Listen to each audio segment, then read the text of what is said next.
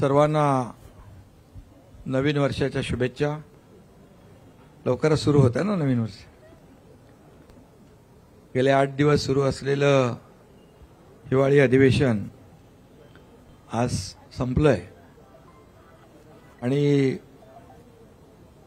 अधिवेशनामध्ये झालेलं कामकाज आणि घेतलेले निर्णय याला आपण सर्वांनी चांगली प्रसिद्धी दिली, त्याबद्दल आपल्या सगळ्यांचे आभार। हे अधिवेशन आशिष म्हणाला नव्याने सरकार स्थापन झाले, पण आमचं महायुतीचं सरकार कंटिन्यू झाले। टीम तीच आहे, मॅच नवीन आहे ना। आणि देवेंद्रजींच्या नेतृत्वाखाली मुख्यमंत्री म्हणून कामकाज सुरू झालंय महायुती सरकारचं आणि अधिवेशन देखील अतिशय यशस्वीपणे पार पडलेलं आहे। कमी कालावधी असला तरी सुद्धा सरकारने ठरवलेलं कामकाज, निर्धारित केलेलं कामकाज पूर्ण झालं। 17 विधेयकं मंजूर झाली। त्या विधेयकांमध्ये अनेक महत्त्वाची विधेयकं होती। कारागृह सुधारणा, प्राचीन स्मारके आणि इतरही महत्त्वाची, त्या बाबतीमध्ये मुख्यमंत्री महोदय बोलतील, अशी महत्त्वाची विधेयकं देखील मंजूर झाली। पुरवणी मागण्या मंजूर झाल्या 35,788। ज्या योजना आमच्या सरकारने जाहीर केल्या होत्या,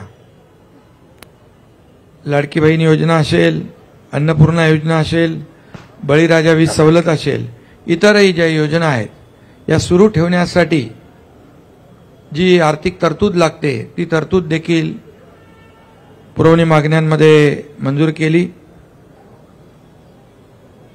लाडकी बहीण योजना आणि इतर योजना ज्या आहेत, आम्ही ज्या घोषणा केल्यात, ज्याची अंमलबजावणी सुरू झाल्या, त्या सर्व योजना जशा आहेत तशा सुरू राहतील, त्यामध्ये कुठेही व्यत्यय येणार नाही। त्याचबरोबर राज्यपालांचं अभिभाषण सभागृहात, त्याच्या बाबतीत चर्चा झाली। राज्यपालांचे आभार देखील मानले आणि मुख्यमंत्री महोदयांनी विदर्भामध्ये अधिवेशन असल्यामुळे विदर्भातल्या अनेक प्रकल्पांना देखील आम्ही न्याय दिलेलाच आहे। यापूर्वी यापुढेही देणार।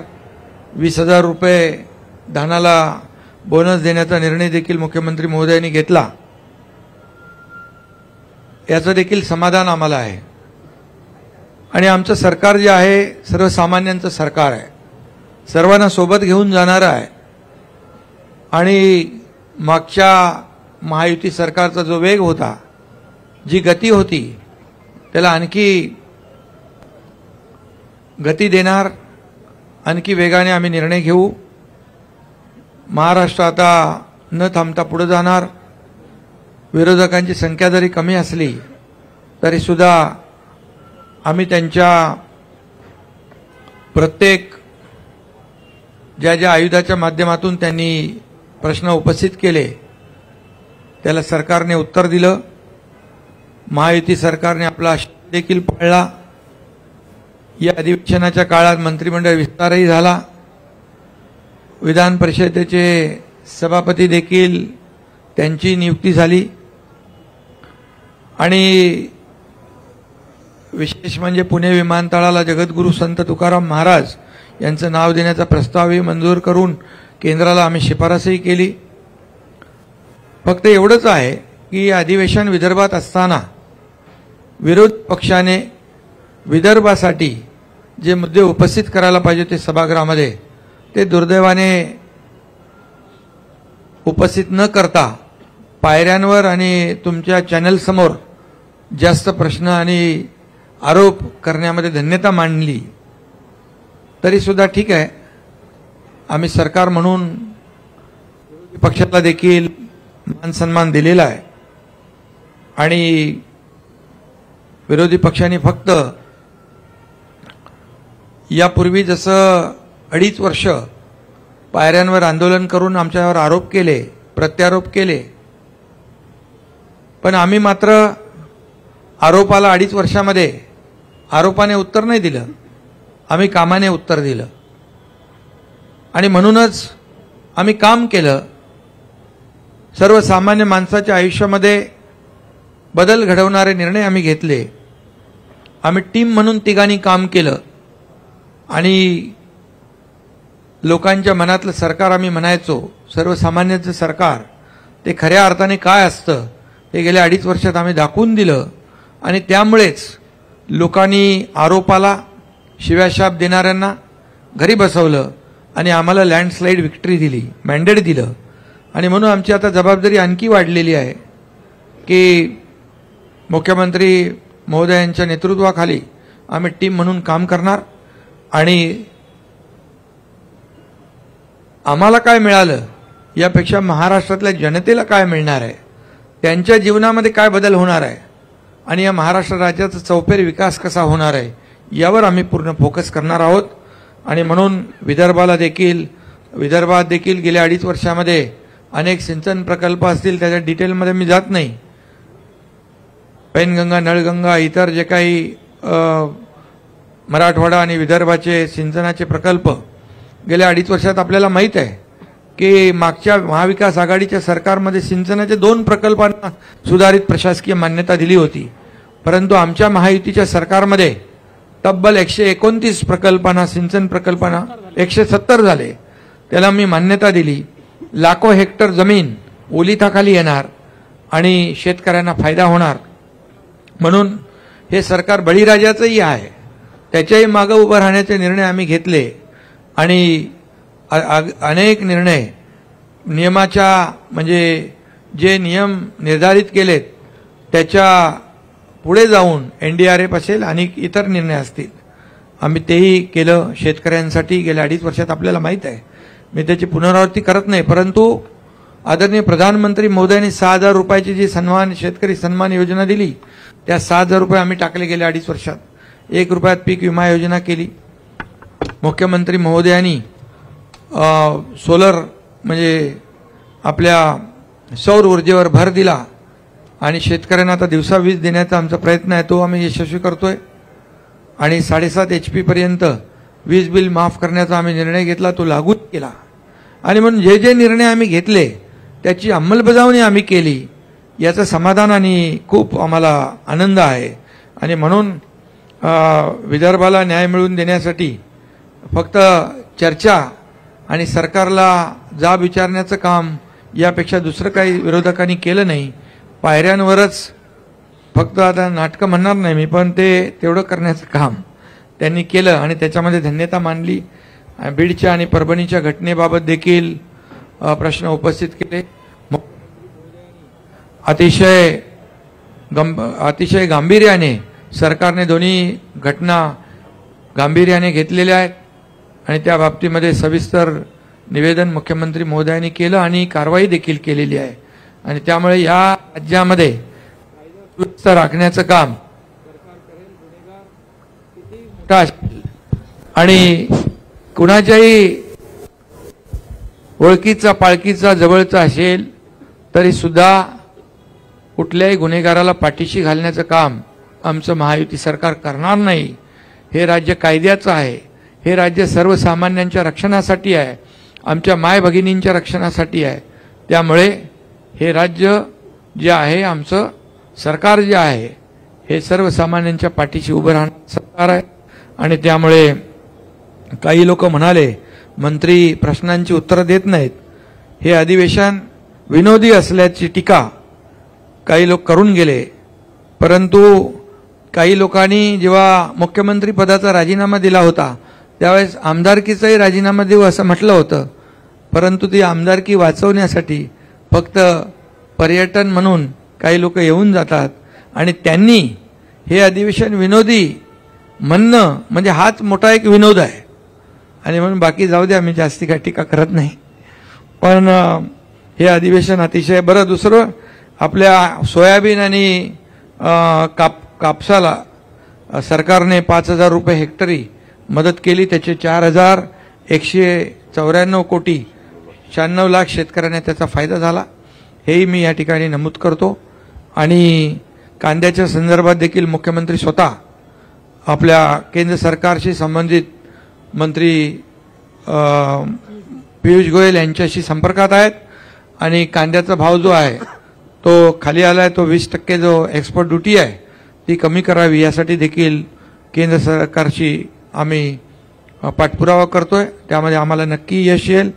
आणि म्हणून आजचं या आठवड्याभराचं अधिवेशन जे आहे अतिशय यशस्वी झालं आणि म्हणून मुख्यमंत्री देवेंद्रजींना देखील मी त्यांचे अभिनंदन करतो, त्यांनाही शुभेच्छा देतो आणि आपल्या सगळ्या पत्रकारांना पुन्हा एकदा शुभेच्छा देतो की आम्ही आमच्या अधिवेशनातल्या कामकाजाला आणि एकंदरात घेतलेल्या निर्णयाला आपण चांगली प्रसिद्धी दिली, त्याबद्दल पुन्हा एकदा आपल्या सगळ्यांना धन्यवाद।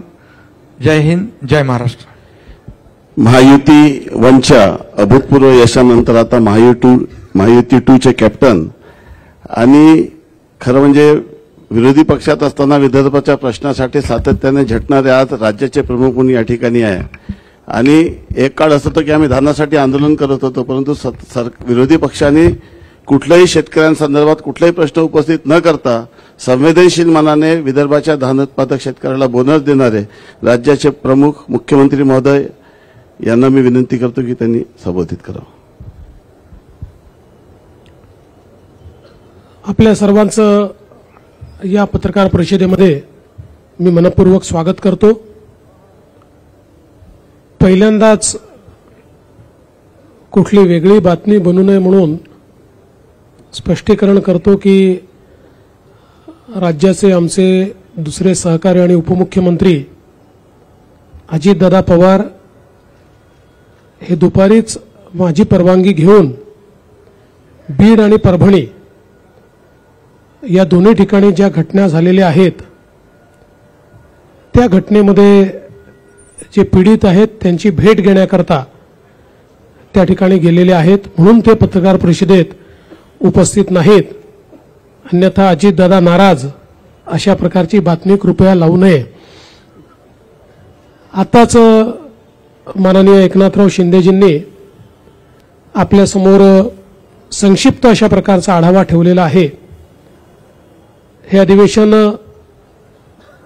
6 दिवसाचं अधिवेशन या ठिकाणी झालं, त्यापूर्वी 3 दिवस मुंबईमध्ये छोटंसं अधिवेशन झालं होतं आणि आपल्याला कल्पना आहे की प्रत्येक 5 वर्षाने जेव्हा नव्याने निवडणूक होते त्यावेळी पहिलं अधिवेशन हे छोटं अधिवेशन असतं, कारण ते केवळ पुरवणी मागण्यांपुरतं अधिवेशन असतं, इतर फारसं कुठलं कामकाज त्या अधिवेशनामध्ये होत नाही।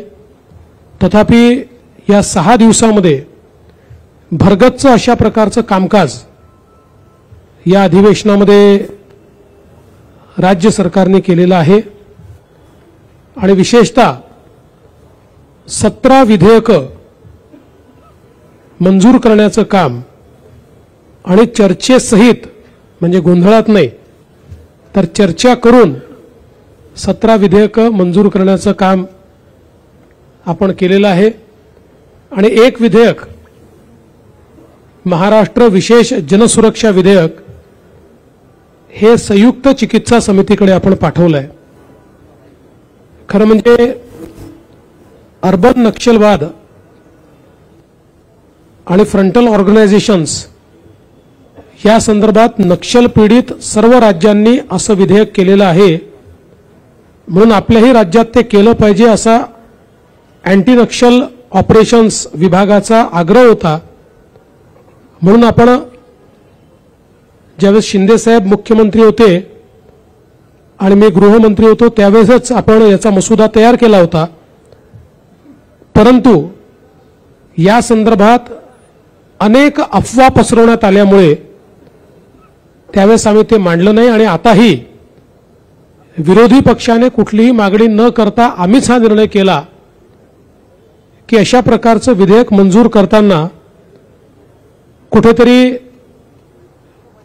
लोकशाहीची पायमल्ली करायची आहे, विरोधकांचा आवाज दाबायचा आहे, अशा प्रकारच्या ज्या वल्गना केल्या जातात, तर संयुक्त चिकित्सा समितीच्या माध्यमातून सर्वांना आपलं म्हणणं मांडता यावं ही व्यवस्था उपलब्ध करून देण्याकरता हे विधेयक आम्ही संयुक्त चिकित्सा समितीकडे पाठवलंय. जेवढ्या संघटना आहेत ज्यांना आपलं म्हणणं मांडायचं आहे त्या सगळ्यांना आपलं म्हणणं मांडण्याची पूर्ण संधी मिळेल. सर्वपक्षीय 21 लोकांची समिती या ठिकाणी ही तयार करण्यात आली आहे आणि त्याच्या रिपोर्टवर पुढचं काम हे या ठिकाणी केलं जाईल. आपल्याला कल्पना आहे की जवळपास 35,000 कोटी रुपयाच्या मागण्या या आपण या ठिकाणी मांडलेल्या आहेत. यामध्ये साधारणपणे सार्वजनिक बांधकाम विभागाकरता 7,490 कोटी रुपये, कृषी विभागाकरता 2,147 रुपये, उद्योग ऊर्जा कामगार आणि खनिकर्म विभागाकरता 4,112 कोटी रुपये असे ठळक आपण निधी दिलाय. ज्यामध्ये आमची जी फ्लॅगशिप योजना आहे मुख्यमंत्री बळीराजा वीज सवलत योजना त्याच्याकरता 3,500 कोटी रुपयाची तरतूद करण्यात आली आहे. मुख्यमंत्री माझी लाडकी बहीण योजना याकरता 1,400 कोटी रुपयाची तरतूद करण्यात आलेली आहे. आणि म्हणून वेगवेगळ्या योजनांच्या माध्यमातून या ठिकाणी आम्ही ज्या योजना दिल्या होत्या त्या पुढे सुरूच राहतील याचं द्योतक या पुरवणी मागण्यांच्या माध्यमातून आपल्याला मिळालेलं आहे.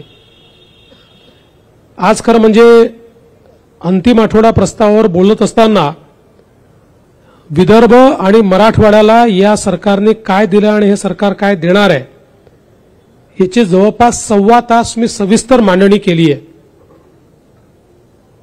एक प्रकारे सिंचन असेल, उद्योग असेल, गेल्या 2.5 वर्षात कशा प्रकारे या मागास भागामध्ये परिवर्तन आमच्या सरकारने केलं याचा लेखाजोखा मांडत असताना पुढचा रोडमॅप देखील मी त्या ठिकाणी मांडलेला आहे. आमच्या सरकारच्या अजेंड्यावर महाराष्ट्र आहेच, पण महाराष्ट्रासोबत महाराष्ट्रातला जो मागास भाग आहे, ज्या ठिकाणी विकासाचा असमतोल आहे, त्याच्यावर आमचा फोकस आहे. आणि म्हणून नदीजोड प्रकल्प असतील, सिंचनाचे प्रकल्प असतील, उद्योग असेल, इन्फ्रास्ट्रक्चरचे प्रकल्प असतील, असा चौफेर विकास आम्ही कशा प्रकारे करतो हे आपण या ठिकाणी सांगितलंय. कापसाचा बोनस आपण घोषित केलेला आहे. संत्र्याच्या शेतकऱ्यांचं जे नुकसान झालं 55,000 शेतकऱ्यांना 165 कोटी रुपये देण्याचा निर्णय आपण संत्र्याच्या शेतकऱ्यांचा घोषित केलेला आहे. सोयाबीनची खरेदी हमी भावानं गेल्या 15 वर्षात सर्वात जास्त रेकॉर्ड खरेदी आपण यावर्षी केलेली आहे. ती अजूनही सुरू आहे. 12 जानेवारीपर्यंत ही खरेदी सुरूच राहणार आहे. कापसाच्या खरेदीच्या संदर्भात मार्केटचा रेट हा हमी भावापेक्षा जास्त असल्यामुळे मार्केटमध्ये खरेदी मोठ्या प्रमाणात होत आहेत. सीसीआयमध्ये आता फार कोणी कापूस आणत नाही. ती स्थिती तुरीची आहे. खरेदी केंद्र उघडले आहेत, पण मार्केटमध्ये हमी भावापेक्षा जास्त दर असल्यामुळे तुरीची खरेदी मार्केटमध्ये चाललेली आहे. त्यामुळे शेतमालाला जिथे योग्य भाव मिळेल तिथे त्याची विक्री चालली आहे. जिथे अडचणी आहेत तिथे इंटरव्हेन्शन करून त्याच्या खरेदीची पूर्ण व्यवस्था आणि विशेषतः विदर्भ मराठवाड्यामध्ये जी पिकं आहेत त्या पिकांना न्याय देण्याचं काम हे या ठिकाणी आपल्या सरकारने केलं आहे.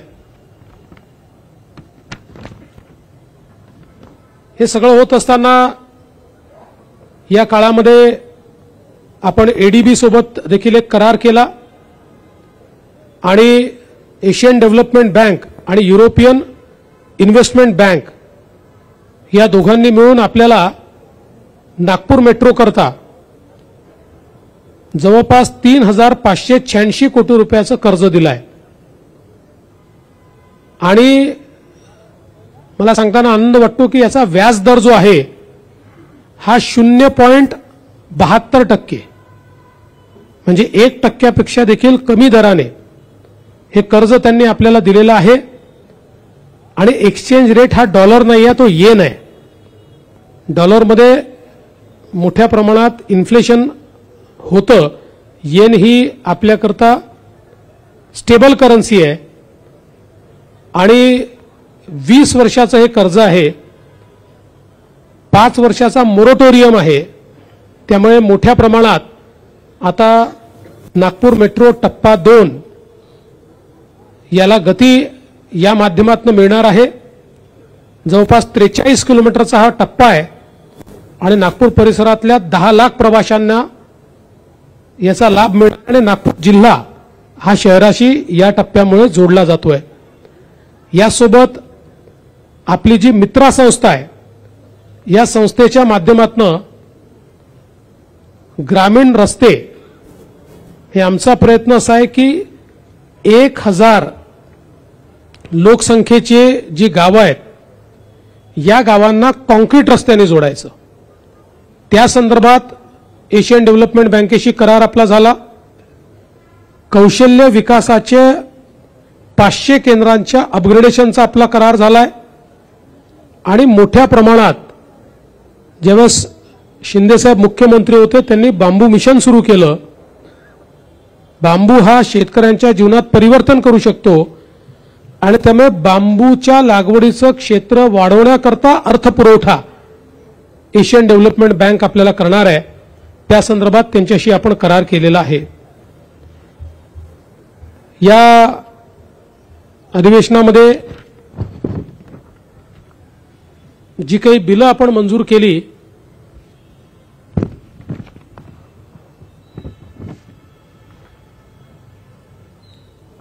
त्यातली काही बिलं अत्यंत महत्त्वाची आहेत, ज्याच्यामध्ये तुकडेबंदीच्या कायद्यामध्ये आपण परिवर्तन केल्यामुळे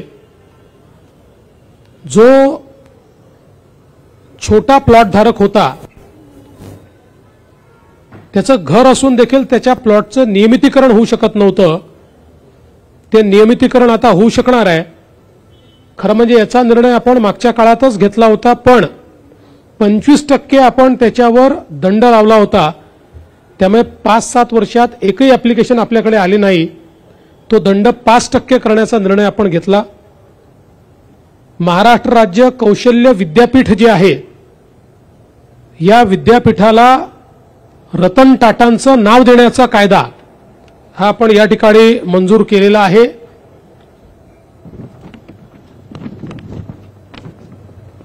त्याचप्रमाणे एक नवीन संकल्पना त्याचा कायदा आपण मंजूर केलाय, क्लस्टर विद्यापीठ. क्लस्टर युनिव्हर्सिटी म्हणजे समूह विद्यापीठ.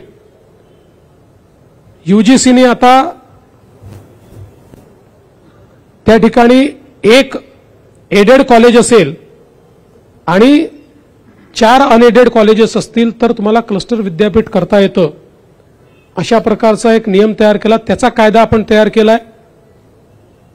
दुसरं, महाराष्ट्र खासगी विद्यापीठे यामध्ये 3 नवीन विद्यापीठ आपल्याकडे होत आहेत आणि त्यातलं एक जे पुण्याला नयनता विद्यापीठ होत आहे ज्याचा कायदा आपण केला आहे. महाराष्ट्रातल्या आणि देशातल्या 10 प्रमुख उद्योजकांनी एकत्रित येऊन सेक्शन 8 कंपनी तयार केली, नॉन प्रॉफिट कंपनी तयार केली आणि या लोकांनी हैदराबादमध्ये जमीन घेऊन तिथे हे विद्यापीठ तयार करायचा निर्णय घेतला होता. मी स्वतः त्यांना विनंती केली की तुम्ही महाराष्ट्रात करा, आम्ही तुम्हाला वेगानं सगळ्या प्रकारच्या मान्यता देऊ आणि त्यांनी ते मान्य केलं आणि आता त्यांचं विद्यापीठ सुरू होत आहे. हे देशातलं एक आगळं वेगळं आणि ज्यामध्ये अत्यंत चांगल्या प्रकारचे वेगळ्या प्रकारचे कोर्सेस असतील आणि जागतिक विद्यापीठाशी कॉम्पिटिशन करू शकेल अशा प्रकारचे विद्यापीठ आता पुण्यामध्ये तयार होत आहे. दुसरं, आपण आपल्या गड किल्ल्यांवर जे लोक घाण करतात, दारू पितात, त्यांच्याकरता शिक्षा वाढवण्याच्या संदर्भात आपण विधेयक पास केलं. हैदराबाद इनामे व रोज अनुदाने या संदर्भातला कायदा मंजूर केला, ज्यामुळे मराठवाड्यामध्ये ज्या जमिनीवर लोक बसलेले आहेत आणि ते कुठेतरी निजामाच्या काळाच्या जमिनी असल्यामुळे त्यांना वर्ग 2च्या जमिनी म्हणून ट्रीट केलं जातं, त्या वर्ग 1च्या म्हणजे त्याची मालकी त्या लोकांना देण्याचा निर्णय आपण केला. धाराशिवसारखं पूर्ण शहर हे वर्ग 2च्या जमिनीवर आहे. आता त्यांना वर्ग 1च्या जमिनीत ते कन्व्हर्ट करून घेता येईल.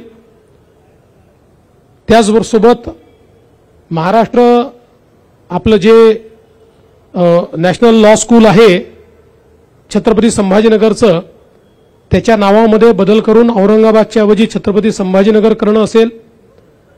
आणि एक अत्यंत महत्त्वाचं विधेयक महाराष्ट्र कारागृह व सुधार सेवा विधेयक आपल्याकडे 1894 आणि 1900 म्हणजे जवळजवळ 125 वर्षापूर्वीचं कारागृह विधेयकावरच आपले कारागृह प्रशासन हे काम करत होतं.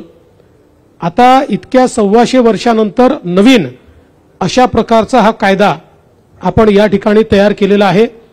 त्यामुळे मोठ्या प्रमाणात या अधिवेशनामध्ये आम्ही काम केलं आहे आणि विशेषतः विदर्भ मराठवाड्याच्या हिताचे अनेक निर्णय, शेतकऱ्यांच्या हिताचे निर्णय, सर्वसामान्यांच्या हिताचे निर्णय घेण्याचं काम या अधिवेशनामध्ये आम्ही केलेलं आहे. आपण सर्वांनी या अधिवेशनाला जी प्रसिद्धी दिली त्याबद्दल आपल्या सर्वांचे आभार मानतो. आणि काही 1-2 प्रश्न असतील तर आपण ते करूया.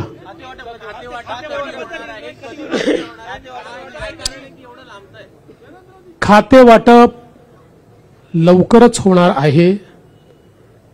लवकरचचा अर्थ ते आजही होऊ शकतं किंवा उद्या सकाळी देखील होऊ शकतं. नागपूरशी संबंधित 2 प्रश्न आहे. नागपुरात अधिवेशन होते आहे. भारतामध्ये असं एकही शहर नाही जिथे 4-4 विकास प्राधिकरण काम करतात. नागपूर एकमेव शहर आहे जिथे महामेट्रो आहे, NMRD आहे आणि नागपूर सुधार प्रन्यास आणि महानगरपालिका. मागच्या टर्ममध्ये तुम्ही नासुप्र बरखास्त करण्याचं हे केलं होतं. मात्र आमदार नितीन राऊत पालकमंत्री बनल्याबरोबर उद्धव ठाकरे सरकारमध्ये नासुप्रला पुनर्जीवित करण्यात आलं. यावेळेस ते नासुप्र पुन्हा बरखास्त होणार का? विचाराधीन आहे. त्या संदर्भात योग्य निर्णय करू.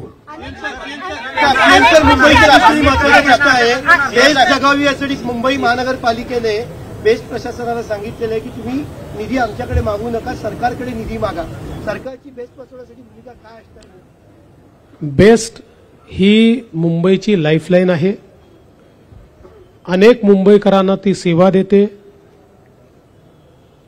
एकनाथराव शिंदे साहेब जेव्हा मुख्यमंत्री होते तेव्हा बेस्टला बसेस घेण्याचा निर्णय देखील आपण केलेला आहे.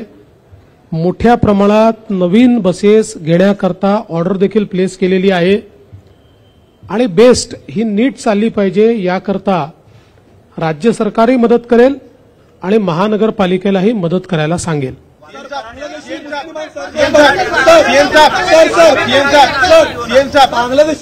असं आहे, मी कालही सांगितलं, कोणालाही सोडलं जाणार नाही.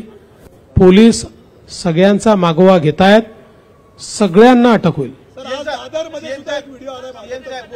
दादरमध्ये फळ विक्रेते सुद्धा आता बांगलादेशी आहेत. याआधी नितेश राणे यांनी सातत्याने या मुद्द्यावरती प्रकाश टाकलेला आहे. सरकारची भूमिका काय असेल? सरकारची भूमिका पक्की आहे. जे अवैधरित्या मुंबईमध्ये राहतात अशा बांगलादेशी नागरिकांना शोधणे आणि त्यांना डिपोर्ट करणे ही सरकारची भूमिका आहे आणि हे काम आम्ही सुरू केलेलं आहे. सीएम साहब, आपने एक प्रमुख 2 मुद्दे उठाए थे आपके भाषण में. एक तो नक्सल, अर्बन नक्सल का काफी मुद्दा जो भारत के खिलाफ, देश के खिलाफ राज्य में एक साजिश और अराजकता निर्माण करने का काम कर रहे हैं. उनकी 15 नवंबर को मीटिंग हुई थी. पहला मुद्दा है उसको लेकर, और आज एजेंसीज ने कुछ जगह पर रेड भी की है. दूसरा, और टेरर फंडिंग को लेकर जिस चुनाव में जिस तरह से प्रयास किया गया, दोनों प्रश्नों पर आपसे जवाब रहे. देखिए, अर्बन नक्सल के मामले में मैंने ये बात कही है कि राहुल गांधी इन्होंने चुनाव में भारत जोड़ो अभियान इसका इस्तेमाल किया. तकरीबन 180 संगठनाएं इसमें काम कर रही थी.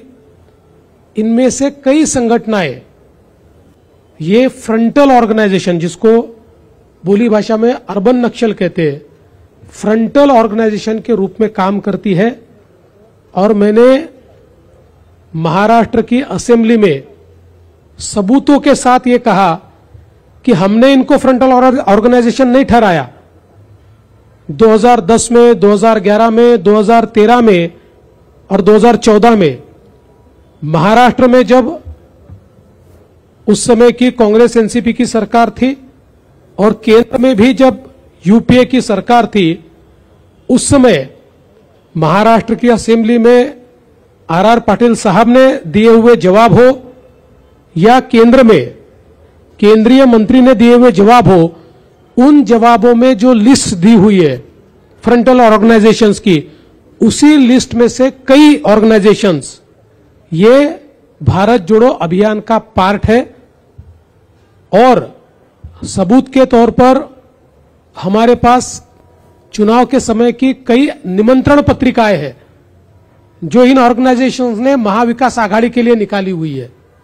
इसलिए भारत जोड़ो अभियान में बड़े पैमाने पर जो लोग काम कर रहे हैं ये फ्रंटल ऑर्गेनाइजेशंस है, ऐसा हम नहीं, यूपीए की सरकार ने और उस समय की कांग्रेस एनसीपी की सरकार ने अपने रिपोर्ट्स में कहा है। यही बात मैंने सामने लाई है।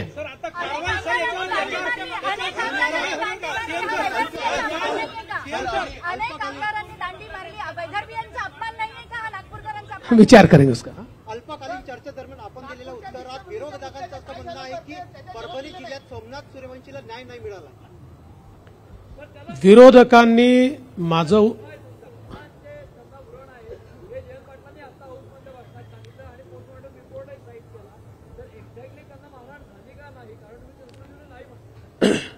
मला असं वाटतं की माझं भाषण जयंत पाटलांनी नीट ऐकलं असतं तर हे प्रश्न त्यांनी निर्माण केले नसते।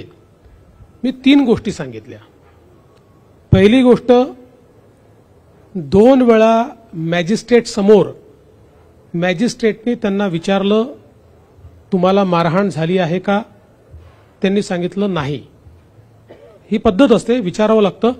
ते मॅजिस्ट्रेटनी त्यांना ते नोंदवावं लागतं, ते नोंदवून ठेवलेलं आहे। ते जेव्हा पोलीस कस्टडीमध्ये होते तेव्हा पोलीस कस्टडीतले सगळे सीसीटीव्ही फुटेज आहेत, कुठलाही टाइम लॅग नाही आहे त्याच्यामध्ये, कुठेही त्यांना मारहाण झाल्याचं दिसत नाही।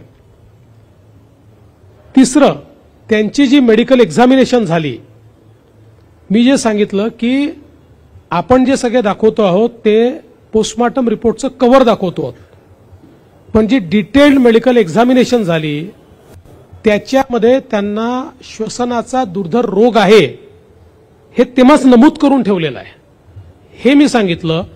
तथापि एवढं सगळं झाल्यानंतर ते जेलमध्ये असताना, पोलीस स्टेशनमध्ये असताना नाही, जेलमध्ये असताना त्यांचा मृत्यू झाला आणि पोस्टमॉर्टम रिपोर्टच्या फ्रंट पेजवर मल्टिपल इंजुरीज असं लिहिलेलं असल्यामुळेच आपण त्याची न्यायालयीन चौकशी करतो आहोत की ज्या न्यायालयीन चौकशीतनं सत्य काय आहे हे बाहेर आलं पाहिजे।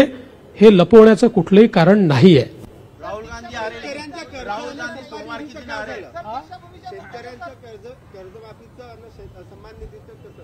मला असं वाटतं तुम्ही ऐकलं नाही, याचा अर्थ मी जे उत्तर दिलं ते तुम्ही ऐकलं नाही।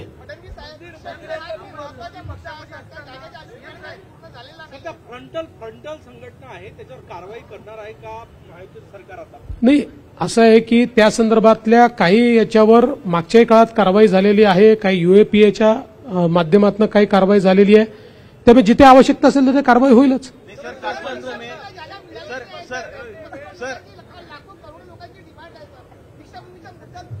असं आहे की दीक्षाभूमीला ज्या ज्या मागण्या आहेत त्या आम्ही पूर्ण केलेल्या आहेत। ज्या जागेचं तुम्ही या ठिकाणी सांगताय ती कृषी विभागाची केंद्राची एक छोटीशी जागा आहे ज्याची मागणी अनेक वर्षापासून त्या ठिकाणी आहे। आम्ही केंद्राला विनंती केलेली आहे की ती जागा त्यांनी द्यावी।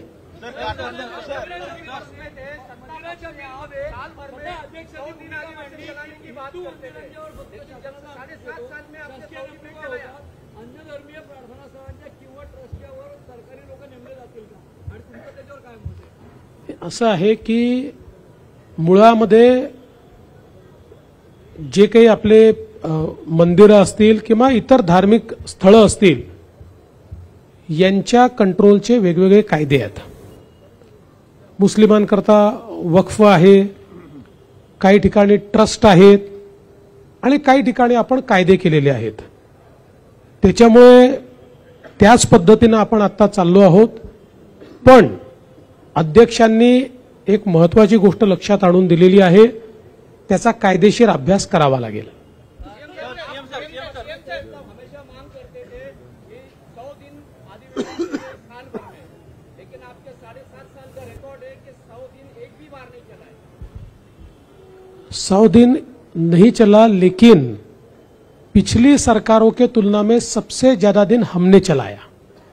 और प्रॉब्लम तो ये है कि विरोधी पक्ष के लोग पहले दिन मांग करते कि 2 हफ्ते और बढ़ाया जाए, और जब 2 हफ्ते हो जाते हैं तो आधे बेंचेस विरोधी पक्ष के खाली होते हैं. हमको प्रॉब्लम आता है कि कोरम जितने भी लोग वहां उपस्थित नहीं होते. तो हमने तो हमेशा प्रयास किया और आगे भी हमारा प्रयास रहेगा. और मैं आज भी आपको बताता हूं, हमारे 7 सालों का आप हिसाब निकालिए. उद्धव जी ने तो चलाया ही नहीं, 2-3 दिन चलाते थे. लेकिन हमारे 7 सालों का आप हिसाब निकालिए, देश के किसी भी विधानसभा से ज्यादा, किसी भी विधानसभा से ज्यादा हमने महाराष्ट्र की विधानसभा चलाई. अनेक आमदारांनी दांडी मारली. चला. अनेक आमदारांनी दांडी